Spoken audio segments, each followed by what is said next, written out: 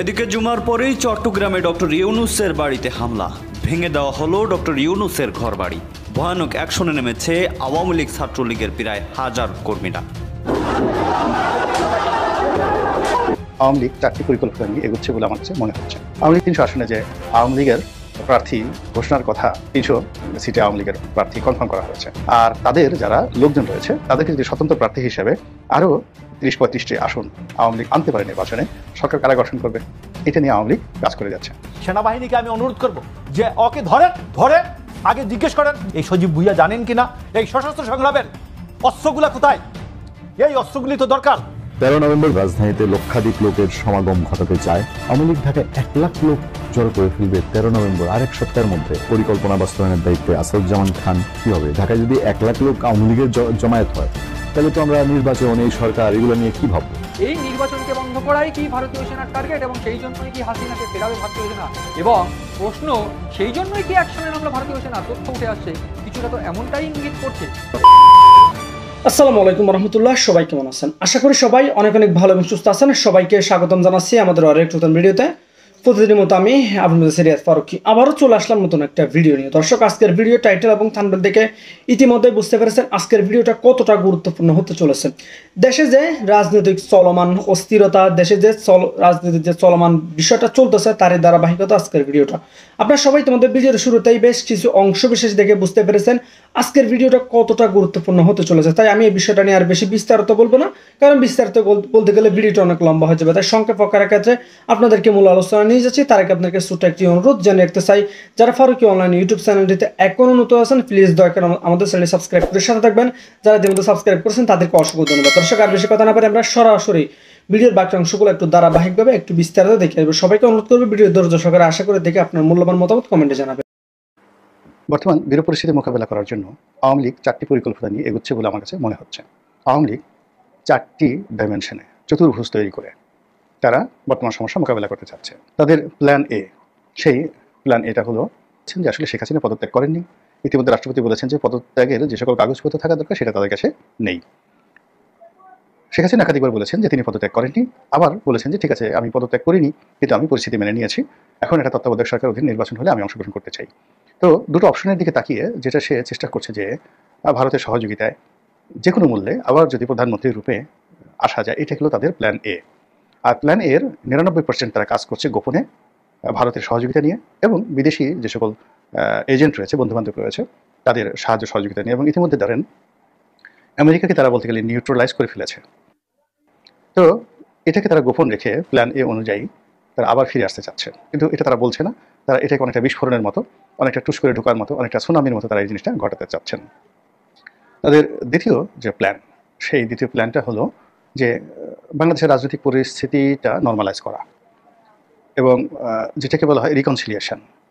BNP ক্ষমতা আসুক, নির্বাচন হোক, বা নির্বাচনে আওয়ামী লীগ অংশগ্রহণ করতে পারুক। তো এটাকে একটা রিকনসিলিয়েশন করে সে 5 বছরের একটা মাল্টি প্ল্যান নিয়ে আবার ক্ষমতায় ফিরে আসার জন্য তাদের দ্বিতীয় প্ল্যান। এবং এটা বাংলাদেশে যারা রাজনীতি করে মোরালে সবাই এটা বুঝতে পারেন। এই জন্য সবারই একটা দাবি যে আওয়ামী লীগকে কোনো অবস্থাতে রাজনীতিতে ফিরতে দেওয়া হবে না, দেওয়া ঠিক হবে না। সর্বশক্তি নিয়ে তাদেরকে রাজনীতি থেকে বাইরে রাখতে হবে, তারপরে তাদের উপর দমন পীড়ন চালিয়ে যে জিতে যে হারে। তো এইভাবে একটা পলিসি বর্তমান সরকার থেকে শুরু করে যারা সরকারের ঘনিষ্ঠজন রয়েছেন তারা করতে চাচ্ছেন। এটা হলো প্ল্যান বি।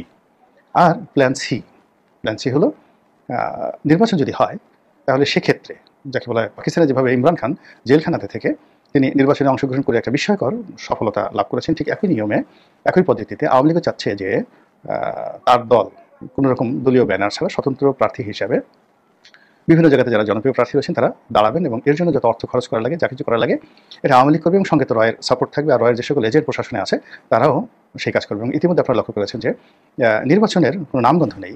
বিএনপি সেখানে প্রার্থী ঘোষণা করেছে এবং তার সঙ্গে পাল্লা দিয়ে অনেক মানুষ তারা ওই যে কাজটি করছে, অনেকে বিএনপির মধ্যে ঢুকে গেছে। আওয়ামী লীগের অন্তত পক্ষে এই যে বিএনপির যে মনোনয়ন দেওয়া হয়েছে, এর মধ্যে একজনের মনোনয়ন জয় বাংলা বলার জন্য বাদ হয়ে গেছে, আরেকজনের মনোনয়ন যায় ভাব, এরকম একটা অবস্থা। কিন্তু যেগুলো এখনও প্রকাশিত হয় নাই, অন্তত পক্ষে 15 থেকে 20 জন যারা আওয়ামী লীগের এজেন্ট, এই আওয়ামী লীগের এজেন্ট কীভাবে কোনো অবস্থাতে ঢুকে পড়েছে আই ডোন্ট নো। তারা নিজেদের ভুল পাল্টে মূলত আওয়ামী লীগের জমানাতে তারা ব্যবসা করেছে, বাণিজ্য করেছে, কিন্তু রাজনৈতিক তারা ওইভাবে নিজেদেরকে যাকে বলা হয় আওয়ামী লীগের কর্মী হিসেবে তারা বা পদপদবীধারী হিসেবে তাদের প্রতিষ্ঠিত করেনি, কিন্তু ব্যবসায়িকভাবে তারা আওয়ামী লীগের মানে এত ঘনিষ্ঠ যেটা আওয়ামী লীগের মধ্যে তারা ঢুকে গিয়েছিল, মানে আওয়ামী লীগের সকল সুযোগ সুবিধা নিয়েছে এবং এখন পর্যন্ত তারা জয় বাংলা লোক হিসেবে পরিচিত, কিন্তু তারা বিএনপির মধ্যে ঢুকে গেছে এবং মনোনয়ন বাগিয়ে নিয়েছে। তো এই সময়টা তো আওয়ামী লীগ যে কাজটি করেছে, এই বিএনপির যে মনোনয়ন প্রত্যাশী তাদের মধ্যে ঢুকিয়ে দিয়েছে।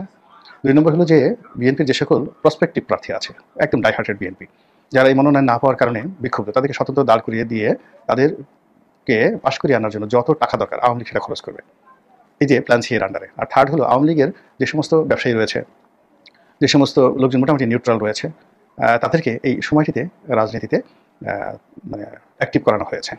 এবং এই মানুষগুলো বেশিরভাগই এতটা স্মার্ট যে বাংলাদেশে বিএনপির প্রথম সারির 10 জন নেতাদেরকে পকেটে রেখে গাবতলী গরুর হাটে বিক্রি করে আসতে পারে, এইরকম মেধা তাদের আছে, অর্থ তাদের আছে, তারা সমাজে যথেষ্ট শক্তিশালী এবং তারা বিএনপির যে কোনো প্রার্থীকে তারা মারামারি করার ক্ষেত্রে এখন এই সময় বাংলাদেশে মারামারি করে তাদের গাল ফাটাই দিতে পারে, তারপর ইলেকশন করে জিতে আসতে পারবে, জনগণের ভোট পাবে, টাকা খরচ করতে পারবে এবং প্রশাসনকে নিজেদের অনুকূলে রাখতে পারবে। এইরকম লোক আছে অন্তত পক্ষে 20 থেকে 25 জন।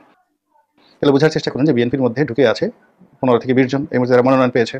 বিদ্রোহী প্রার্থী যদি অ্যাটলিস্ট 25 জন দাঁড় করাতে পারে, তাহলে এই 20 আর 25 45 জন হলো। আর তাদের যারা লোকজন রয়েছে তাদেরকে যদি স্বতন্ত্র প্রার্থী হিসেবে আরও 30-35টি আসন আওয়ামী লীগ আনতে পারে নির্বাচনে, ইমরান খানের সেই পলিসিতে বোঝার চেষ্টা করেন যে তখন যদি জামাত, এনসিপি, অন্যান্য দলের সঙ্গে পার্লামেন্ট গঠন হওয়ার পরে একটা ঐক্য হয়, সরকার কারা গঠন করবে, এটা নিয়ে আওয়ামী লীগ কাজ করে যাচ্ছে। সামাজিক মাধ্যমে আমি কন্টেন্ট তৈরি করি এবং সামাজিক মাধ্যমে এটা রীতিমতো ভাইরাল হয়েছে এবং যাকে বলে খুব কৌশলগত একটি জায়গা থেকে যখন একজন আমাকে টেলিফোন করলেন, মানে আওয়ামী লীগের এক নেতা, সেই নেতা জেলখানাতে বন্দী আছেন, তার নিকটাত্মীয় একদিন টেলিফোন করে বললেন যে আপনি জানেন রনিফ, এরকম তো 300 সিটে আওয়ামী লীগের প্রার্থী কনফার্ম করা হয়েছে। তো এই কারণে আমার কাছে মনে হচ্ছে যে আওয়ামী লীগকে নিয়ে আসলে আমাদের একটু ভাবার দরকার আছে এবং সেই ভাবনার ক্ষেত্রে আমার কাছে মনে হচ্ছে যে এই যে আওয়ামী লীগের প্ল্যান সি, যে নির্বাচন যদি হয় সেই নির্বাচনে যে কোনো মূল্যে তারা অংশগ্রহণ করবে, যত টাকা হোক এবং তাদের যে কোনোভাবে হোক 80 থেকে 90টি বা 100টি সিট তারা কনফার্ম করবে, তারপরে একটা কোয়ালিশন করবে এবং কোয়ালিশন করতে গিয়ে টাকা বলেন, ক্ষমতা বলেন, যা কিছু বলেন সব জিনিসই তাদের ফেভারে আছে। তাহলে কপাল পুরবে কার? বিএনপির। তাহলে প্ল্যান সি। এরপরে প্ল্যান ডি, যেটিকে চতুর্ভুজের একটি বাহু হিসেবে বলার চেষ্টা করেছে। প্ল্যানটি হলো যে কোনো মূল্যে নির্বাচনকে বানচাল করা। যেমন সামনে 13 তারিখে ঢাকা ব্লকেট তারা ঘোষণা করেছে, এটা একটা এসিড টেস্ট কেস, কিছুই হবে না, কিন্তু এটা দিয়ে জাস্ট কিছু করার চেষ্টা। এবং আওয়ামী লীগ সেটা ভারতের সাহায্য নিয়ে, সহযোগিতা নিয়ে, তাদের যারা লোকজন রয়েছে তাদেরকে দিয়ে পুরো নির্বাচন প্রক্রিয়াটাকে বানচাল করা, তারপর অরাজকতা তৈরি করা, নির্বাচনে যারা প্রার্থী তাদের মধ্যে ভয় তৈরি করা, আতঙ্ক তৈরি করা, নির্বাচনের মাঠটিকে রীতিমতো ভয়াবহ করে তোলা এবং প্রশাসনে তাদের যে সমস্ত লোকজন রয়েছে তাদের মধ্যে একটার পর একটা ঘাপলা তৈরি করা তাদের মাধ্যমে। এটা করে নির্বাচনটাকে যদি বানচাল করে দেওয়া যায়, সেক্ষেত্রে ডক্টর মোহাম্মদ ইউনূসের যে এখনও যতটুকু তার ক্ষমতা রয়েছে এটা বলতে গেলে শূন্যের কোঠায় নেমে আসবে যদি দেখা যায় যে তিনি নির্বাচন করতে পারছেন না অর্থাৎ। এবং এই কাজগুলো এই নভেম্বর মাসের মধ্যে করা হবে বলে আমার কাছে মনে হচ্ছে আর কি। তো সেক্ষেত্রে এই যে 300 আসনে যে আওয়ামী লীগের প্রার্থী ঘোষণার কথা সামাজিক মাধ্যমে ঘুরে বেড়াচ্ছে, আর আমি যে 4টি অ্যাঙ্গেল থেকে আওয়ামী লীগের plan A, B, C, D বর্ণনা করলাম, এর সঙ্গে আপনি একমত হতেও পারেন, নাও হতে পারেন। এই ছেলে শপথবদ্ধ থাকা অবস্থায় রাষ্ট্রের গুরুত্বপূর্ণ বিষয় সম্বন্ধে স্টেটমেন্ট করেছে, তাদের নাকি ছিল সশস্ত্র যুদ্ধ করার, সশস্ত্র সংগ্রাম করার প্রস্তুতি ছিল। এই সশস্ত্র সংগ্রামের অস্ত্রগুলা কোথায়? এই অস্ত্রগুলি তো দরকার।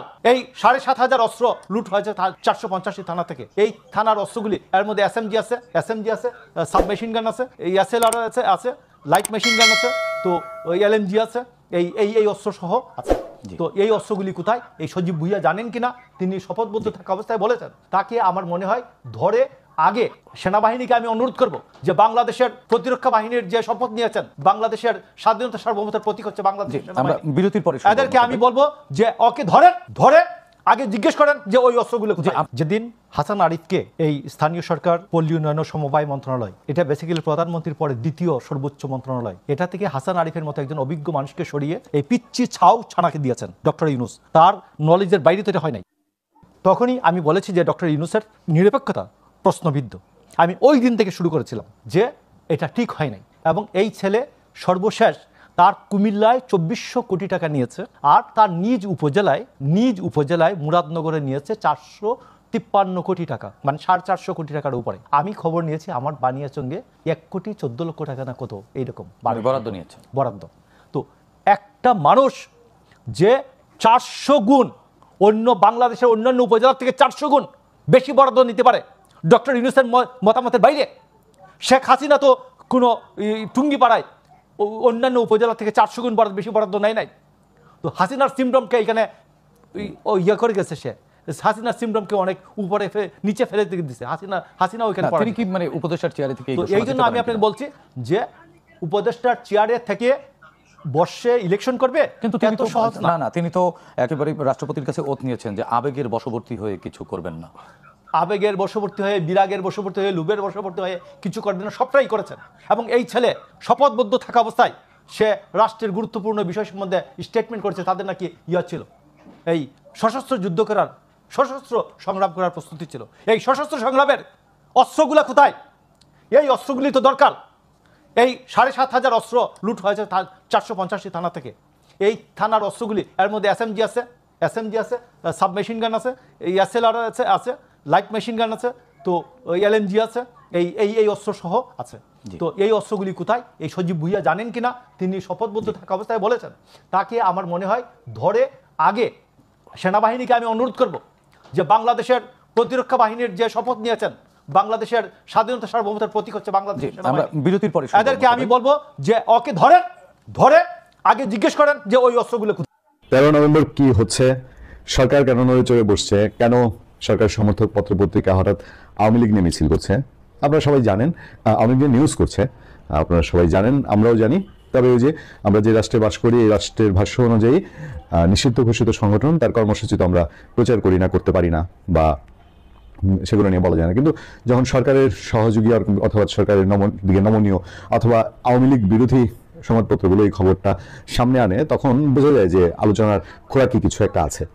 এবং তাদের শব্দচয়ন, আমি যে রিপোর্টটি এখন পিক করছি, তাদের শব্দচয়নের মধ্যে একটু ডিফারেন্ট আছে। নির্মাল একটা পত্রিকা, নিরপেক্ষ একটা পত্রিকা যদি নিউজ লেখে, তাদের যে শব্দচয়ন হবে বা মাথার উপরে যদি একটা সেলফ সেন্সরশিপের একটা বোঝা না থাকে, তাহলে নিউজ লেখার যে ধরন হবে, সেই ধরন থেকে আমার এখন পিক করা বা আমার এখন সোর্স হিসেবে ব্যবহার করা যে নিউজটা, সেই নিউজটা একটু আলাদা। আপনারা সবই বুঝেন এবং সবই জানেন।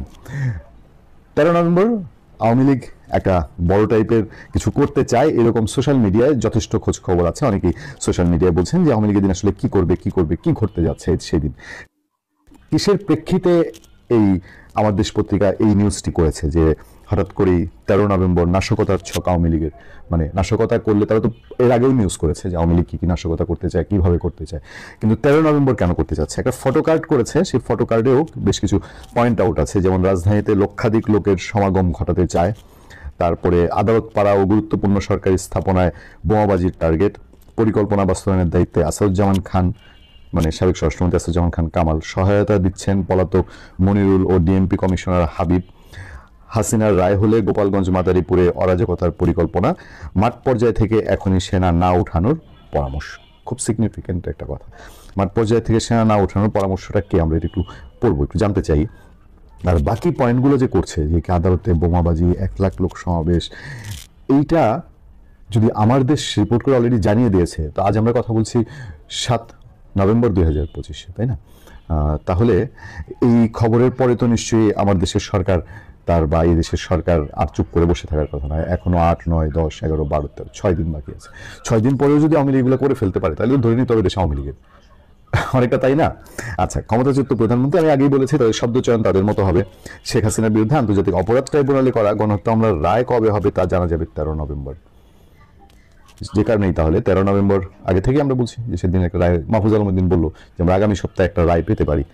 ওনারা সবাই জানেন আদালতের সঙ্গে তাদের নিশ্চয়ই সেই বোঝাপড়া আছে, বা তাদের সরকারি পিপি আছেন বা সরকারি লোকজন ওখানে আছেন, তাদের মাধ্যমে তারা জানেন।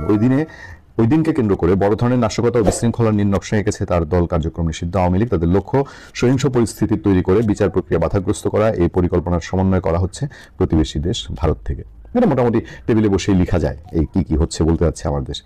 এবার নিরাপত্তা সংশ্লিষ্ট সূত্রের বরাত দিয়ে বলছে, ঢাকায় নাশকতা পরিকল্পনার মূল সমন্বয়ক হিসেবে দায়িত্ব দেওয়া হয়েছে ভারতের পলাতক সাবেক স্বরাষ্ট্রমন্ত্রী আসাদুজ্জামান খান কামালকে। মতামত অবশ্যই দ্রুত কমেন্টে জানিয়ে ফেলুন। এতক্ষণ আমাদের চ্যানেলের সাথে থাকার জন্য সবাইকে অসংখ্য ধন্যবাদ জানিয়ে শেষ করবো আজকের ভিডিওটি। ভালো থাকবেন, সুস্থ থাকবেন, আল্লাহ হাফেজ।